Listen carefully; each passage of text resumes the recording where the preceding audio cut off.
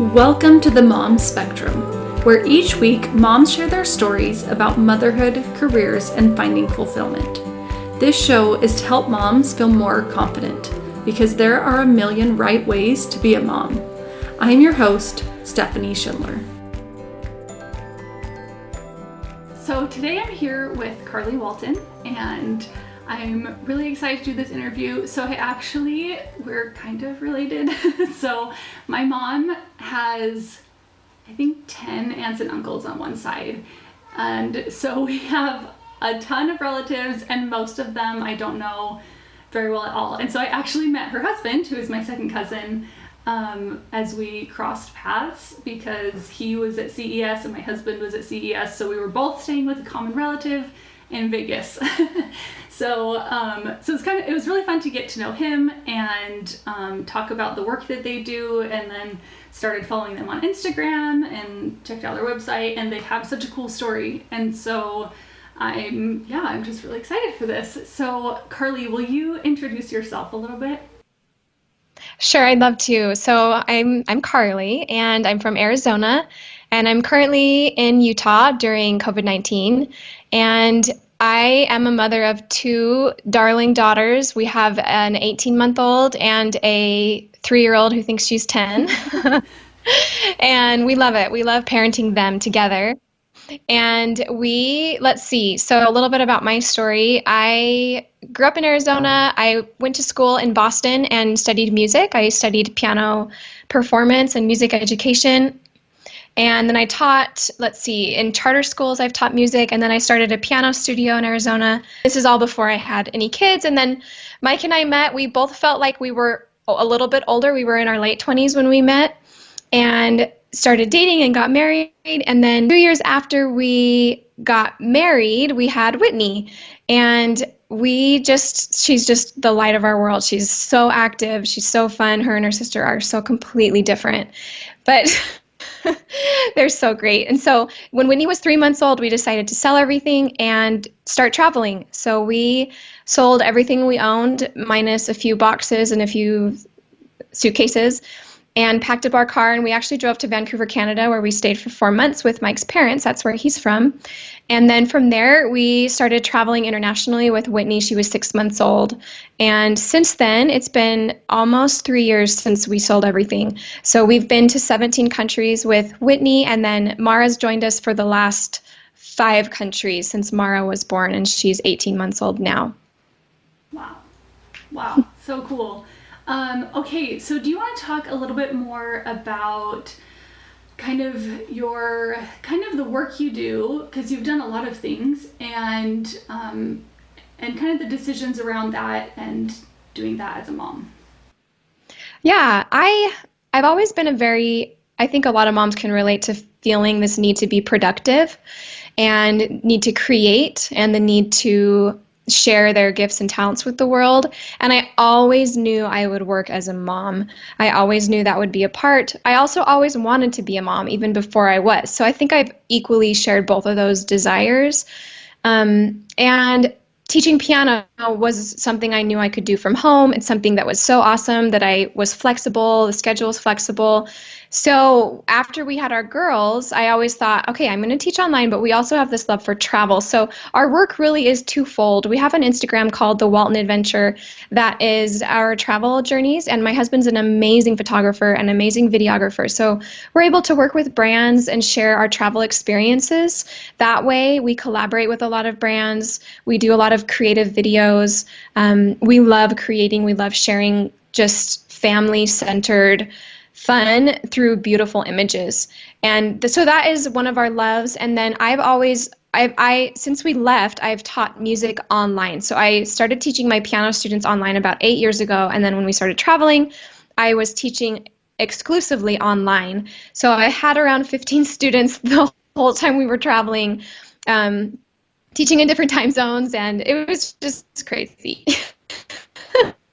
Totally, yeah. It's crazy. Yeah. Was that hard to be balancing so many things at once? Yeah, I think when you have so many things you want to do and you want to spend your time doing, I think that's one of the hardest things. There have been so many times where I've been overwhelmed or I've questioned our choices, but I think that's so normal to question your decisions when the challenges come. And then I remember like I've learned so much based off of what we've decided to do, and I wouldn't change anything, even though it's been hard. Like we've had hard times and we've questioned whether or not we should have sold everything and left. But ultimately, the memories and the experiences and how much our relationship has grown communication wise and how tight we are as a family, like we wouldn't trade that for anything. Yeah, so cool. Do you have some experiences, like specific stories or instances from your travels around the world that are like particularly poignant to you? Oh, yeah. So our first trip, we went to Australia and New Zealand, and we spent 2 weeks in a camper van with Whitney when she was just so little. And it was amazing. And I wouldn't consider myself a rough it. Like, I don't really love camping. I don't mind it, but I'm not the type that just, wants to go all the time. So the camper van was a perfect in between because we had our little home and we got to see Australia.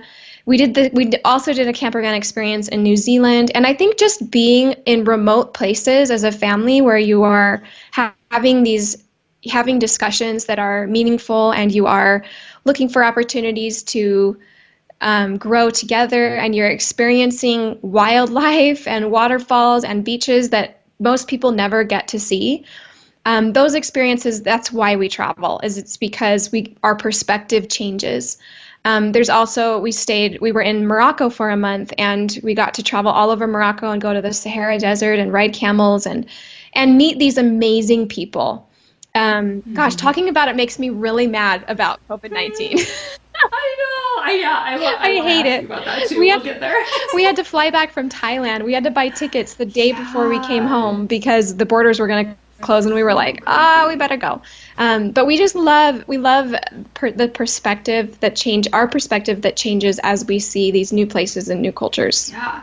Yeah, I was gonna ask, so I think so you stay for like a while usually when you go to these places. Yeah. Like you'd been in Thailand. How long were you in Thailand? Well, you were in Bali before We that, but we were in Bali for a month. This is just recently. We left in end of February, and then we stayed in Bali for a month, and then was it Feb? Yeah, for the whole month of February, we were in Bali, and then we were supposed to be in Thailand for 2 months. We were only there for 10 days, and then we flew home. So that was cut short, but we so were hoping sad. to spend 6 months in Southeast Asia and do Okay. Thailand, Indonesia. We were headed to Sri Lanka and Cambodia. So we will still go. It just might be a few years before we get Yeah. back. Yeah, so crazy. Okay, I'm totally gonna get off topic because I'm just That's like okay. really interested in this, but that's fine because it's interesting. Um, okay, so what what is it like? So I feel like you're there like a month plus, like that's long enough that it's not like, okay, go check off the tourist spots. And like, I feel like you're like a little bit more integrated that way. How has that been like for yourself and your perspective, but also how has it been to be able to share that with your girls? That that's why we do it, I would say. Being able to see our daughters in these places has motivated us to get to know people and to get to know the culture. Having kids with you when you travel is such an icebreaker because people immediately talk to you. They immediately talk to the girls. They want to talk to them or pinch their cheeks, or it's so fun. You get to know the culture so quickly when you are with kids. It's a lot harder when you're by yourself because we are naturally closed off, and Right. as adults we just don't know how to talk to other adults, like usually, unless you have a Yeah. reason, but kids give you a reason. Mm-hmm. And then on top of that, just watching them explore and experience being outside. She's our 3-year-old. She loves waterfalls. Like, you mention a waterfall and she just is the most excited toddler you've ever seen. She loves climbing. She loves hiking. She'll wake up and say, "We're going for a hike today. Are we going for a hike today?" And she just wants to be outside. And we think she came that way, but we also know we have encouraged that with how much we've put her in these outdoor Yeah. environments. Yeah. So cool. And she does rock climbing, right? Which is just the Yeah, coolest. she's a little rock climber. She's so So good. cool. My husband and I have been talking, like, we've been like, oh, we need to go rock climbing because we want to take our daughter. And I kept thinking, like, well, what age can we start? And then after talking to your husband, I was like, okay, we just need to go because she can do it. She's old enough. She's 2, but still, Yes. yeah, that's so cool. Oh, so what is this kind of like, we're just going to do this indefinitely, or do you think it will change once your girls are in school? For sure, we will change as we need to. Even now, we're trying to figure out if we should get a home base and travel for half of the year or just do trips and then come back. Like that Right. is enticing to us because we're starting to collect more gear and collect more things, and it's hard to not have a home, a permanent home. But at the same time, we love being nomadic. We love having that freedom to just look at the flights and say, okay, which country's closest? Where can we go next? That kind of freedom is what we've dreamt of having. So we might continue that. Oh, cool. And Yeah. then I think we would, versus homeschooling, I think we would put Whitney in school wherever we are and have her go to a local school for a month and learn the language. I could go with her, and or we would do some sort of world schooling or online schooling. Wow. She's Yeah. very social, and we are realizing that now that she's already asking us about going to school, and she's so little. So she really loves people and loves that interaction. So we'll find ways to make it work with travel, and if not, then we'll have a home base and just go on trips. That's so sweet. That's really cool. Okay, so I know this isn't like super on the topic of motherhood, but I did want to ask you about your getting out of debt journey. Do you want to talk a little bit about that? Sure. I was going to ask if you knew about our getting out of debt. When I started dating Mike, I had a lot of student debt. He didn't have any debt, I think, other than a vehicle, which is a normal debt. And I was super apprehensive about it whenever I dated anybody. And I think that people could probably relate to that, being coming out of school and going to a school you really wanted to go to, but then kind of having this pile of debt following you around. So I told Mike about it, and he was the most supportive, loving person and so understanding and also so determined to climb out of that a lot faster than what I had envisioned. I was a very like typical, just make your payments, I'll probably be paying this off for 20 years. Oh well.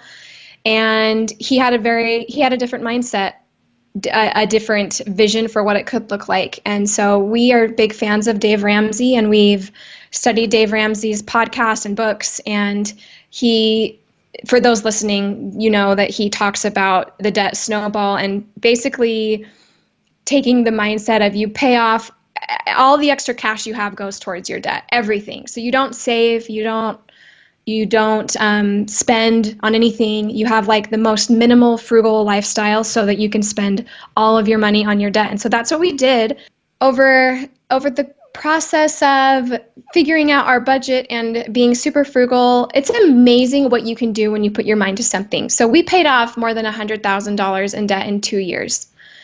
And like I still think about it and I don't know where that money came from.